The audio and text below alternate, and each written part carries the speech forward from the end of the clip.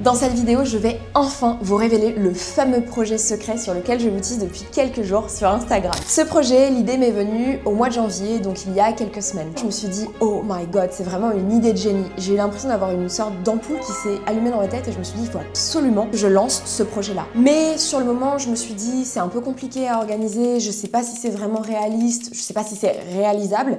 Donc j'avais noté un petit peu mes idées sur un brouillon, sur une feuille de papier que j'avais mis juste à côté de mon bureau. Il y a 2 semaines, quelque chose comme ça, en plein milieu du mois de février, sur un coup de tête, je me suis dit, il faut que je le fasse. Et il faut que je le fasse très rapidement, il faut que je le fasse dès le mois de mars. Donc ce projet, c'est vraiment organisé à la dernière minute, toujours en train de peaufiner quelques éléments du projet, et j'avais vraiment très envie de vous en parler parce que honnêtement, ça va être un projet de dingue, vraiment incroyable, qui va vous impliquer vous et moi. Ça va être un projet génial à la fois parce qu'il va être très immersif, donc je vais vous intégrer à l'intérieur de ce projet, et en même temps, pour moi, ça va être un vrai kiff et j'ai vraiment hâte de le vivre. Bon, je vais pas vous faire attendre plus longtemps, je vais vous révéler tout de suite de quoi il s'agit. Dans 2 semaines, je vais partir pendant 10 jours au Japon pour dénicher des sacs de luxe à tout petit prix. Parce qu'apparemment, le Japon, c'est l'Eldorado pour trouver des sacs de luxe vintage à prix cassé. Et surtout, je vais vous emmener avec moi car je vais absolument tout vlogger pour vous faire découvrir l'univers des sacs de luxe au Japon et pour vérifier si, avec moi, le Japon est vraiment l'Eldorado dont on parle ou alors si c'est une grosse illusion.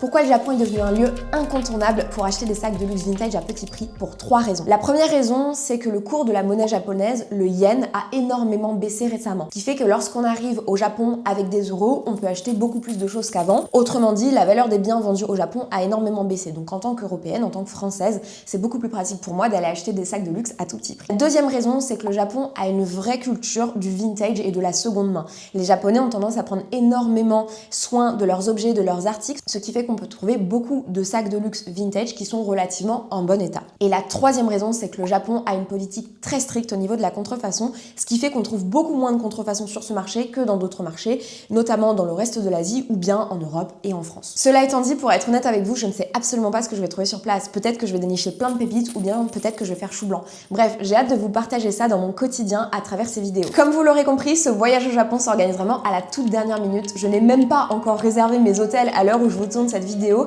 et surtout, je viens tout juste de finaliser la liste des magasins que j'ai envie de visiter et la liste des différents lieux parce que je ne vais pas faire que des magasins, j'ai trouvé d'autres bonnes idées pour aller dénicher des pépites au Japon. Quoi qu'il en soit, l'aventure commence dans 2 semaines. Suivez-moi sur mon compte Elle Investit et abonnez-vous à ce compte YouTube. À très vite.